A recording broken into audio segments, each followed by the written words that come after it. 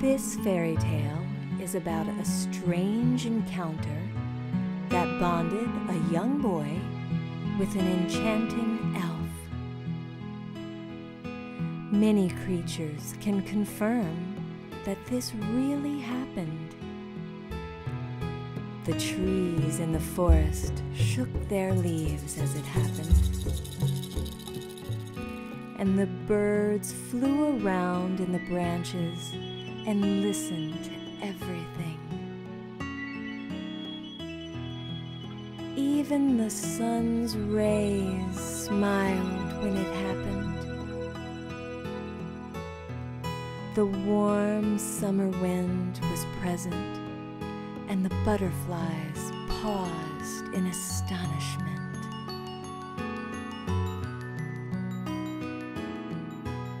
Elves hid behind bushes and trees and did not believe what they were witnessing.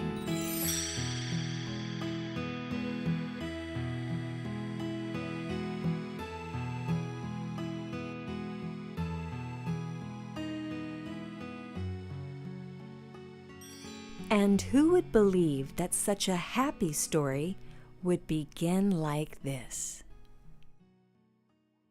Nothing felt like much fun anymore, and Seymour had been so excited about starting a new school and finally getting to make some friends.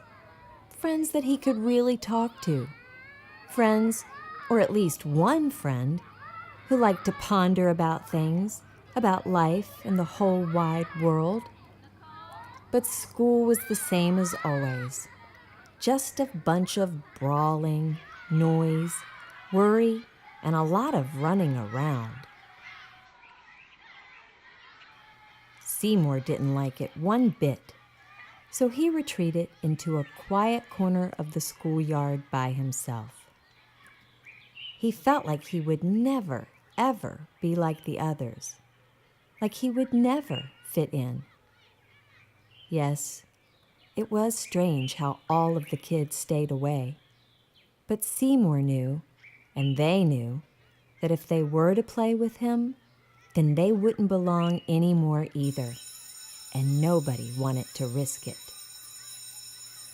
Seymour sighed as he wished he had a friend to talk with. He could tell his mother about it, as she loved him very much, but it would only make her sad. He felt it would burden her too much with worry, and her life was hard enough already. After all, she had to take care of both of them, all by herself, which is why they had to move around so much. Because her work was seasonal, often after the work was finished, she would lose her job. Then they would have to move somewhere else to find another job and start all over again. School was boring as usual, but breaks between class hours were even worse. Only then did he feel how alone he truly was. No, he thought, nothing was much fun anymore. So without really knowing exactly what he was doing, Seymour decided to pack some things into his backpack. A blanket, a bottle of juice, some cookies, his trusted pocket knife, a flashlight, and of course, his favorite book. It was the first book he had ever owned. It was a book of fairy tales that his mother had read to him when he was a child. It was very old, and though the pictures were done in black and white, they were wonderfully painted. He loved this book more than anything, and sometimes still read it, even though he knew every story in it almost by heart. He was a little embarrassed about it, since he was no longer a child reading baby tales. But without any friends, who was to know about it? After he finished packing his backpack, Seymour put on his cap and headed out. Entirely lost in his thoughts and not caring which direction he took, he walked aimlessly until he came to an old bank by the edge of the forest. With it being such a splendid afternoon, he thought he might take a stroll through the forest. It was always so mysterious and interesting when he would walk through it with his mother, but he had never gone there alone. It was a little frightening, but he liked the feeling of being such a big, brave boy. Seymour noticed a broad patch of sunlight shimmering in the undergrowth, and as he peered closer, he discovered a little clearing in the forest. He walked over to it, wanting to sit down. Everything looked soft and cozy, just perfect for a little break. Even the rocks were almost fully covered in green moss. He had a seat, unpacked his backpack, put the book aside, and spread his cookies and juice on his blanket. Ah, here he was.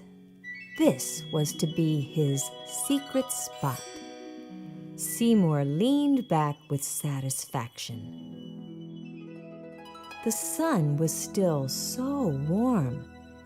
He took a deep breath that smelled of the earth and shut his eyes.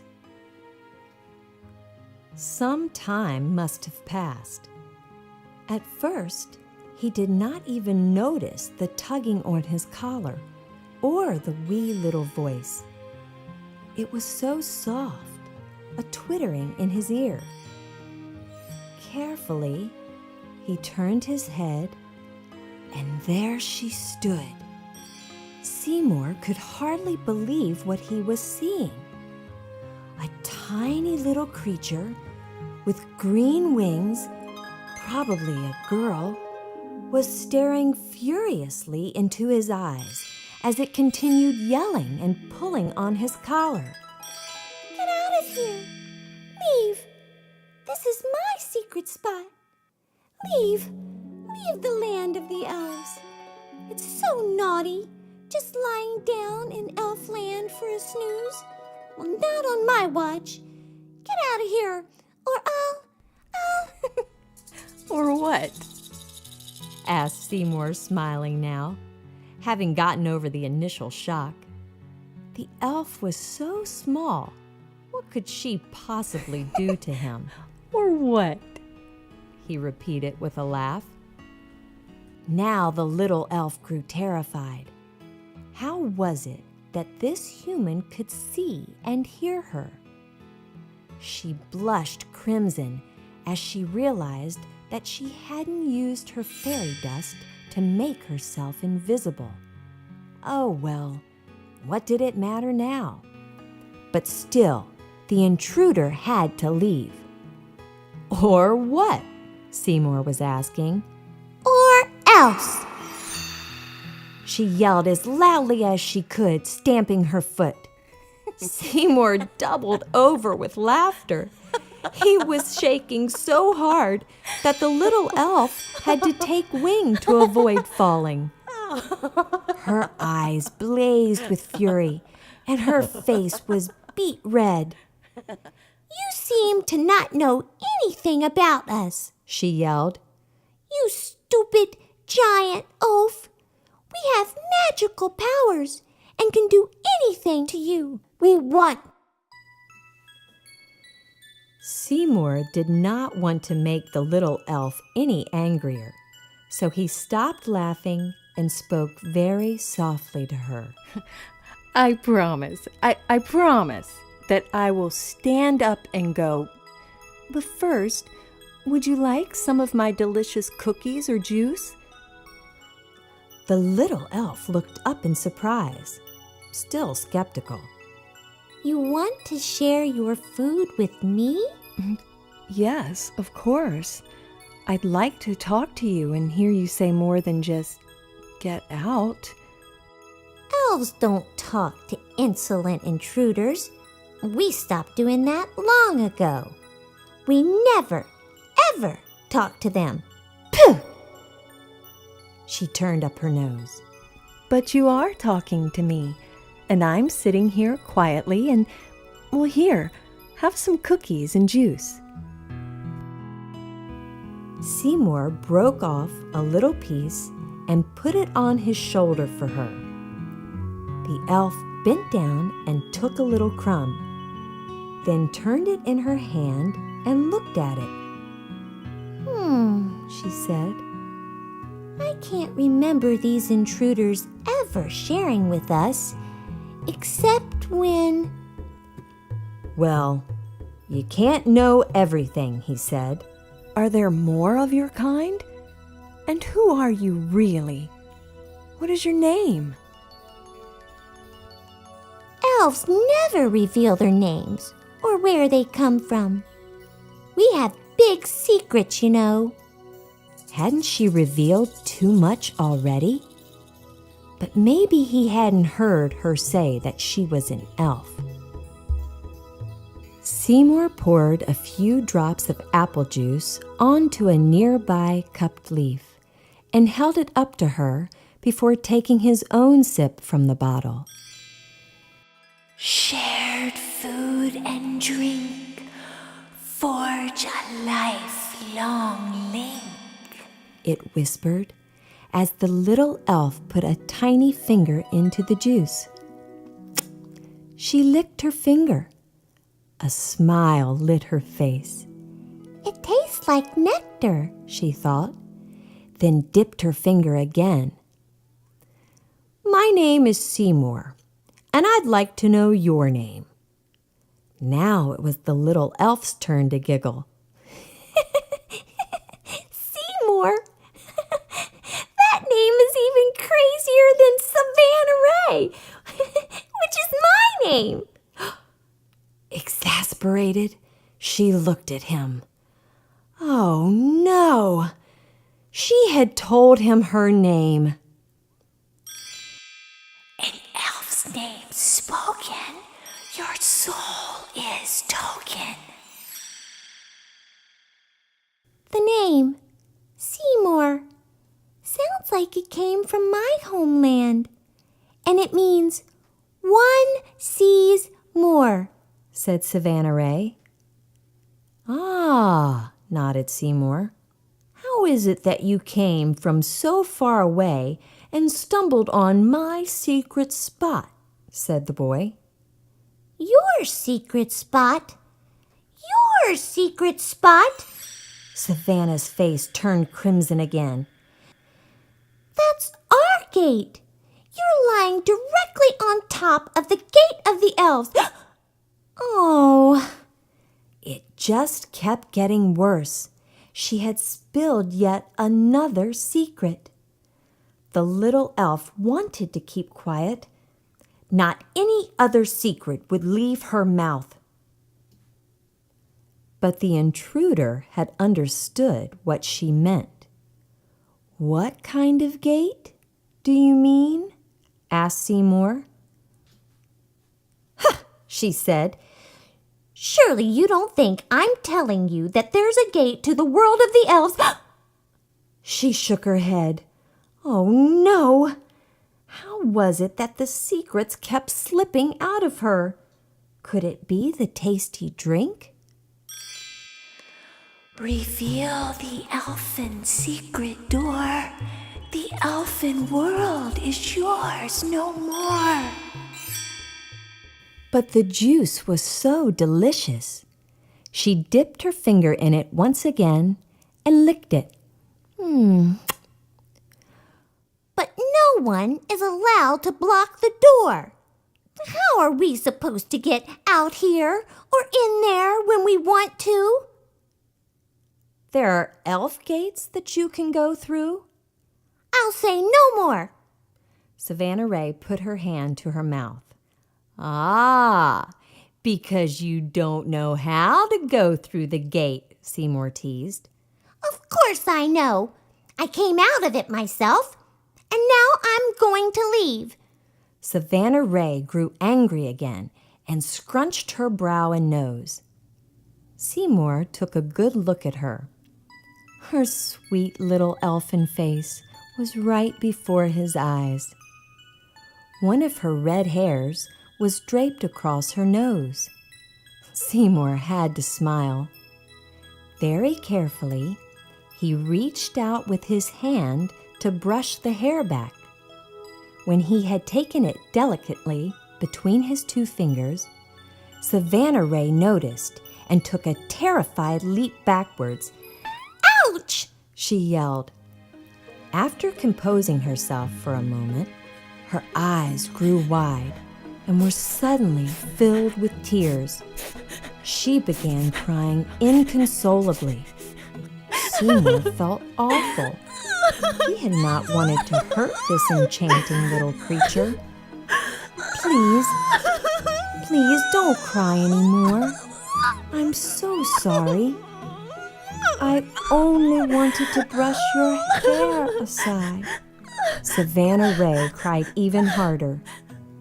Now I have to grant you 3 wishes, which is horrible, because I have to tell everyone at home. This only happens to very stupid elves. Only they let their hair be plucked. You have to grant me 3 wishes? Aw, you don't have to. I didn't even know that I would get to make wishes. It really only happened by accident. I'll never do it again. Well, Gulped Savannah Ray.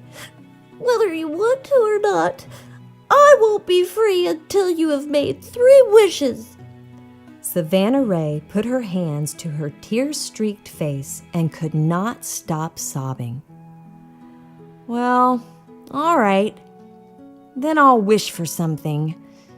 Seymour began to think, but nothing occurred to him. One thing he could wish for was friends, or that everyone at school would be his friend. But what good would that be when they were only your friends because a spell had been cast on them? No, he didn't like that idea. So maybe he should wish for a castle to live in. But it hardly mattered whether you lived in a palace or a shed if you were unhappy. You can wish for anything you want, Savannah Ray said eagerly. Seymour considered. He was sad that he had no friends. He was sad that his mother had to work so hard and that she always had to look for new jobs. He was sad that he had no father and that he was different, which is what everyone called him. Now, how could he change everything to make himself happy and have his wish fulfilled? As he was deep in thought, Savannah Ray waited tensely and pulled out her crystalline magic elfin wand. What would he wish for? The more experienced elves told her that what was most commonly wished for was gold and jewels and riches and power, and all of that seemed easy enough to her. But it was embarrassing that she had let the intruder fool her and that everyone would know. Hesitating, Seymour said, I wish for... Yes? Yes? asked the elf. All I want, he said. All I want is to be happy. Savannah Ray let the elf wand sink. Her eyes grew very serious and very large. This was beyond her abilities. Never in the history of elfdom, as far as she knew, had there been such a wish. She could work her magic to do almost anything. She could call forth gold from the river bottom, or silver out of the boulders, jewels from the shadows of dwarves. She could even fashion large butterfly wings, since some of these insolent intruders had wished for the power of flight. She knew that she could work her magic to do these things. That much she had learned. These were the usual wishes. Oh boy, Savannah Ray was really in a bind now. She had to grant the wish, but she had no idea how.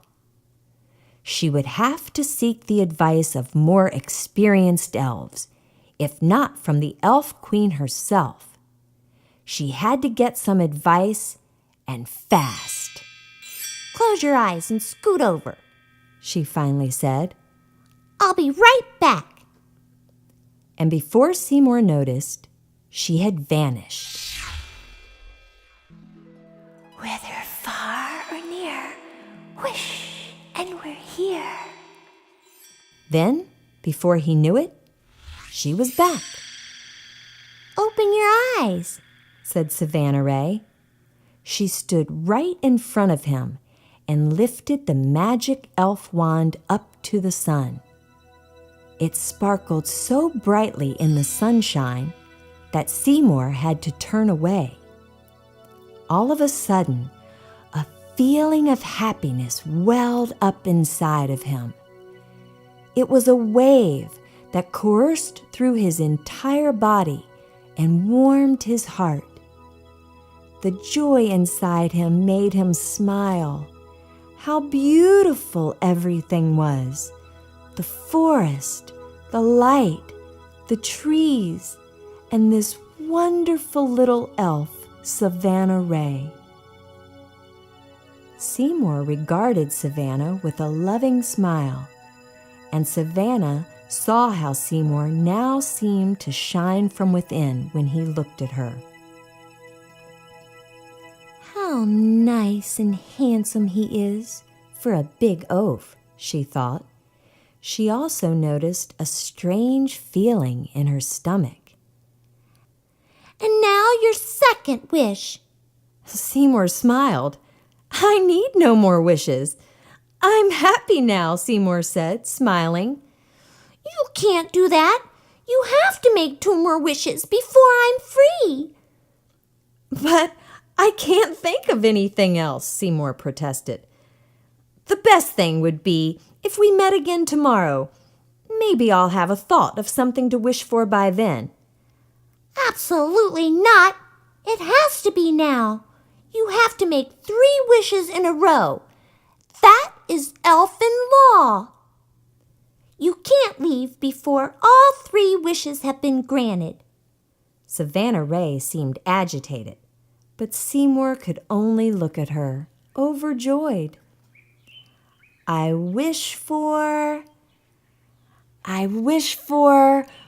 wonderful elfin music. He had hardly spoken the words when the beautiful sounds began to fill the air. Seymour carefully set the little elf on the ground and said with a sigh, I wish for just a little while you could be a human, just like me. The words had barely left his lips when Savannah Ray turned into a young girl, just as big and just as old as he was. He took her slowly by her hands, smiled, and danced with her to the wonderful elf music. If you touch this human skin, you lose your elfin heart to him.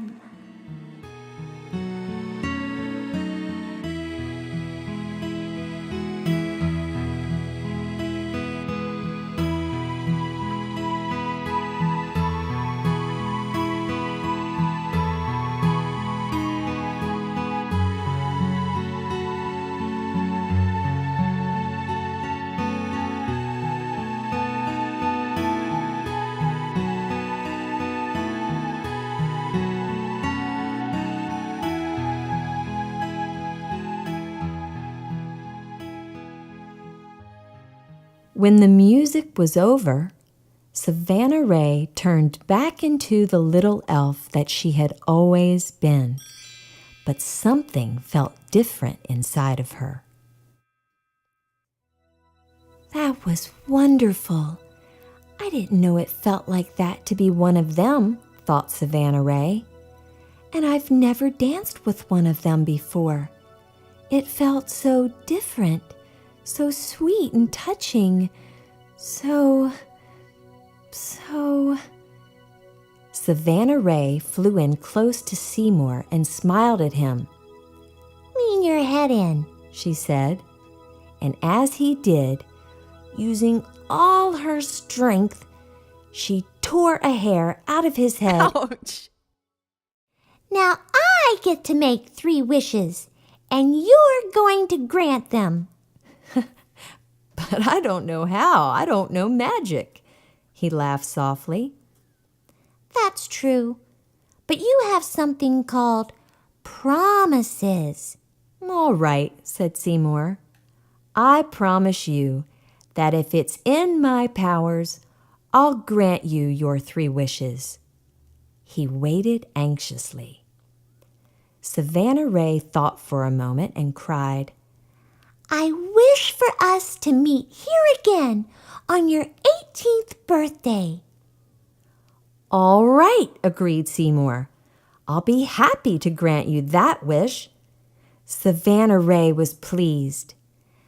"My second wish is for you to dance with me to the same music like we did today." Seymour smiled again. "I'll grant you that wish too, with pleasure. I'll be happy to see you again." The little elf turned aside somewhat nervously. "And my third wish is..." Blushing, Savannah Ray fumbled for the words. "Tell me," Seymour encouraged her. "The third is for you to steal another hair from my head when we meet again." "Done," said Seymour, laughing. In the wink of an eye, the elf was gone. Even though Seymour was all alone again in his secret spot, he smiled and felt very happy. He knew that all would be well. He gathered his belongings and happily skipped home. Years passed, and as he grew older, the whole episode seemed like a dream. How much his life had dramatically changed since then. Because he was so happy all the time, everyone wanted to be around him, and he had many, many friends. They did everything together, and every day brought fun and happiness. His mother had begun writing stories about the happy things in life, and was surprised when she found that people actually liked her books. They had been able to buy a small home of their own, and now they lived there together. On his 12th birthday, Seymour had been given a guitar. Every day he would practice until he got better and better.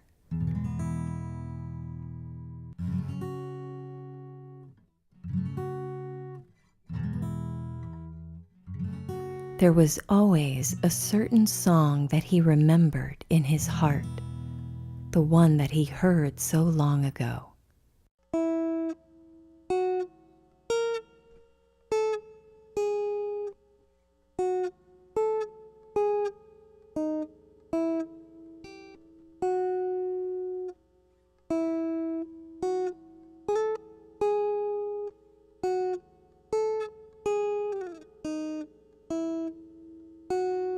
He had learned how to make it play the most beautiful sounds all on his own.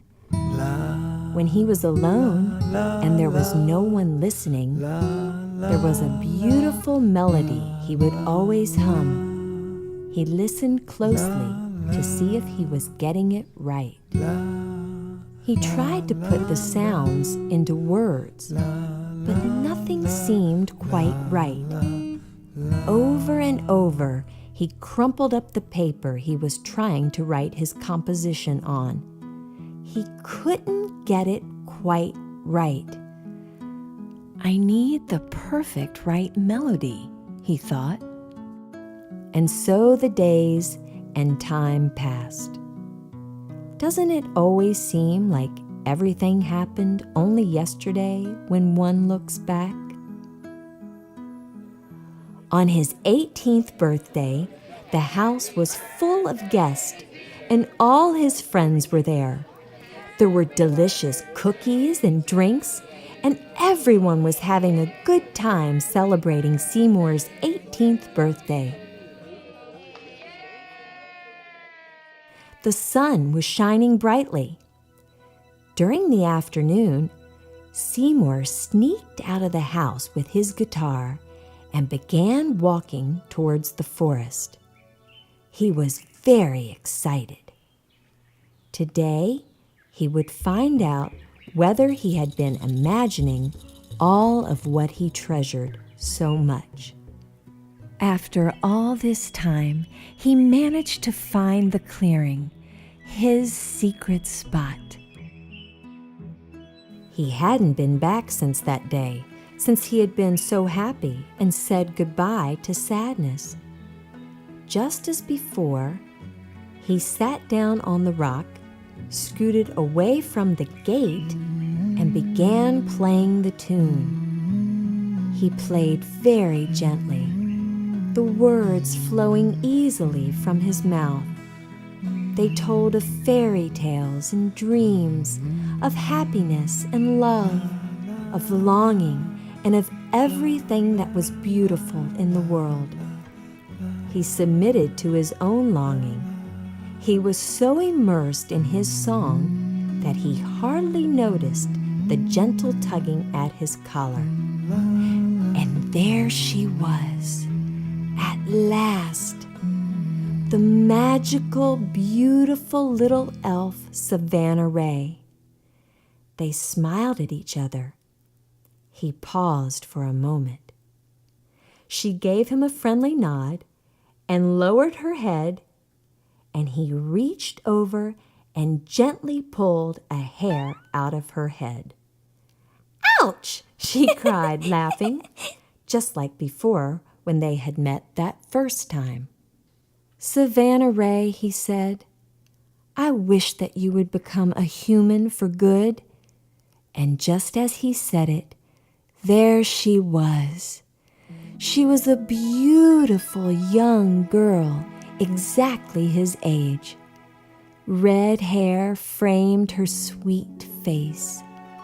Smiling, she said, Dance with me like you promised. That was my second wish.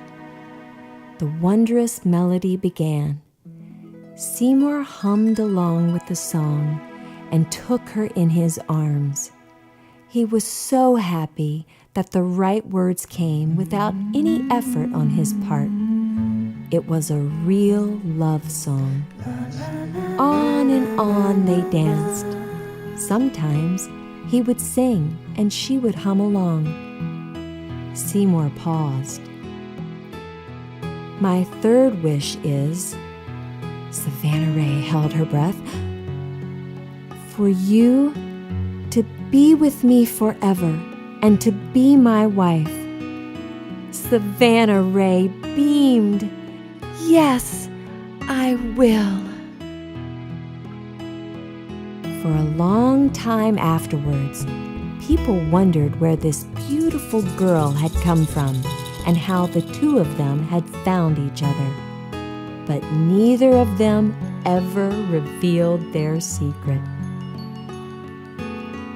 When you walk through these woods on a warm, sunny day, and if you stand quite still and shut your eyes, you can hear the elves singing and playing this wondrous melody even today.